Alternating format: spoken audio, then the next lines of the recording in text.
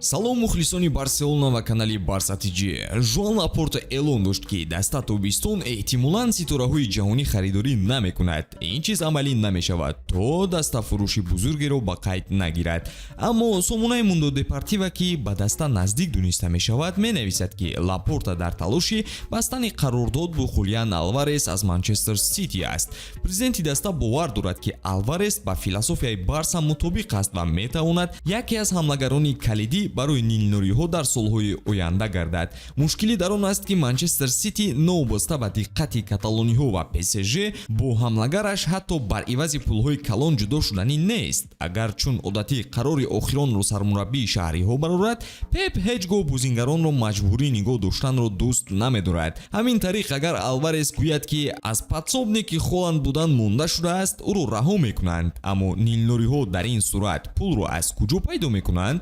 Даста танҳо як роҳ дорад ки Кунде, Араухо ва боз дигаронро ба фурӯш гузорад, чунки як фурӯши Витор Роке кофӣ нест. Чихеле ки рӯзномаи Диарио Спорт навиштааст, Барса розӣ аст ки Виторро бо нархи 30 миллион евро фурӯшад. Ҳамин як сол пеш буд ки даста ӯро бо 40 миллион евро ба зур ба даст оварда буд. Ин ҳама шитобкорӣ барои чӣ буд мо ҳам намедонем. Агар Роке ба сабки бузии даста рост наомада бошад, пас скаутони даста барои чӣ ӯро талабгор шуданд? Агар ӯ маҳорат ва малака дошта бошад, хубаш барояш вақт диҳанд нисбат ба оне ки дарҳол фурӯшанд. Ҳарчанд хави ба Витор боварии кам дошт, вале ӯ бо баромадан ба майдон талоши зиёд мекард. Агар бо нархи омада фурӯшанд, ин хубтар аст нисбат ба оне ки қимат харанду арзон фурӯшанд, зеро маҳз ин хатогиҳо буд ки имрӯз Барса дар кризис қарор дорад.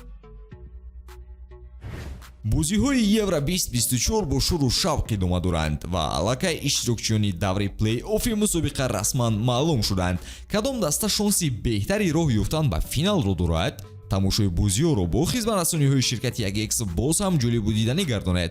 Дар 1x регистратсия осон ва пардохт аз тамоми гӯшавканони дунё, вале муҳимтар аз ҳама барои шаҳрвандони Тоҷикистон бонус то 8000 сомонӣ дар аввалин ҳисобпуркунӣ бо промокоди TJBARCA пешниҳод мешавад. Силкаи зарурӣ дар комментария. Ба ҳама муваффақият. Иловаҳо дар мавзӯи Алварес. Барселона ӯро ивазкунандаи Роберт Левандовски кардан мехоҳад. Бояд иқрор шуд ки ин варианти хуб дониста мешавад, чунки ба навиштаи расонаҳои испанӣ Левандовски метавонад тарки Барселона кунад. Новобаста ба натиҷаҳо, ҳоло ҳам дастаҳои бузург ба ин ҳамлагари полшагӣ диққат дода истодаанд. Ба ҷуз талабгор будани Атлетико Мадрид, боз дастаҳои MLS, бахусус Лос-Анҷелес Galaxy ҳам пешниҳодҳо доранд. Рафтани Левандовски қисман маблағи хариди Алваресро мебарад ва аз ҷониби дигар трансфер аҳамияти хос дорад, чун баъди Месси ҳамлагари дигар аз Аргентина меояд. Вале гап сари харид ки рафт, савол ҳамоно якест. пул аз куҷо пайдо мешавад? Агар Сити Хулианро ба фурӯш ҳам гузорад, он на кам аз 100 миллион евро мешавад. Айни ҳол партари Трансфермарк нархи ҳамлагарро 90 миллион евро арзёбӣ мекунад. Ҳамзамон навиштаи аҷиби расонаҳои испанӣ дирӯз баромад ки Барселона ба нақшаҳои худ Фатиро ҷой надодааст ва ӯро ахиран гусел мекунанд. Аз фурӯши ӯ ҳам даромад ба даст меояд. Ҳарчанд фурӯши Фати мисли қабл атрофи 100 миллион евро нахоҳад шуд.